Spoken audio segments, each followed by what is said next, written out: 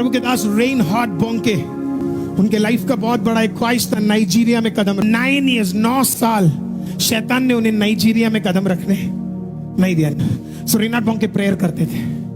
एक दिन प्रेयर करते करते वो एक कंट्री में थे, तो उस कंट्री में जो उनका जो मैनेजर था या जो उनका जो मीटिंग्स को संभालता था, वो जल्दी से दौड़ कर आकर बोला कोई आपसे मिलना चाहता। तो बोला कौन है करके बोला, तो वो बोला कि ऑपोजिशन पार्टी के प्रेसिडेंट है। बोला तो वो आए, अफ्रीका में दूसरे कंट्री में वो आए, उन्होंने उनके लिए प्रेयर किया और प्रेयर करके रेनहार्ड बोंके ने इस प्रकार से बोला अगले इलेक्शन में आप उस राज्य के प्रधानमंत्री बनने जा रहे हैं।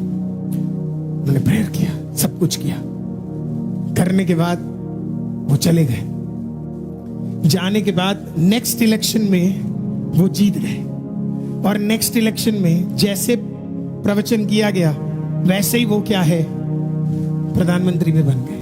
उन्होंने उन्हें कॉल किया, बोला पास्टर साहब आपने जो बोला वो हुआ, खुदा ने किया। Is there anything that I can do for you? उन्होंने सोचा और बोला एक काम कर सकते। बोला मैं अफ्रीका के हर एक राज्यों में गया बट नाइजीरिया मुझे अलाउ नहीं करता घुसने के लिए।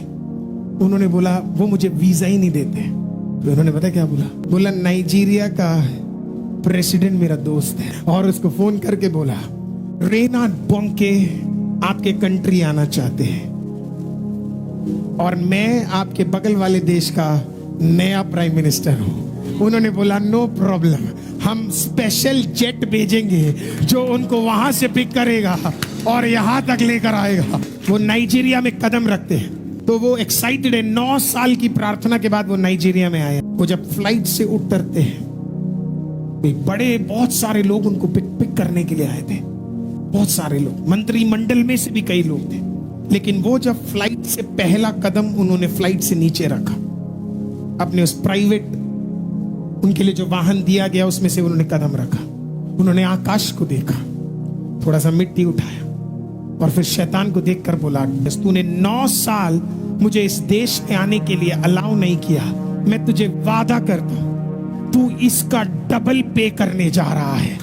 जितने लोग बाकी देशों से सुसमाचार में आए उसका डबल क्या है इस देश में आने वाला है। और आपको पता है उनके सेवकाई में सबसे बड़ा क्रूसेड भी आमीन 10 लाख लोगों का आमीन उसी कंट्री में होगा। मरा हुआ एक व्यक्ति जिंदा हो गया, आमीन डेविल को पे करना पड़ा। अगर आप परमेश्वर में है वो शैतान को और नरक को बोलिए तूने बहुत कुछ छीना, अब तू पे करेगा और एक गुनाह नहीं, तूने जो लिया उसका डबल तू देने जा रहा है।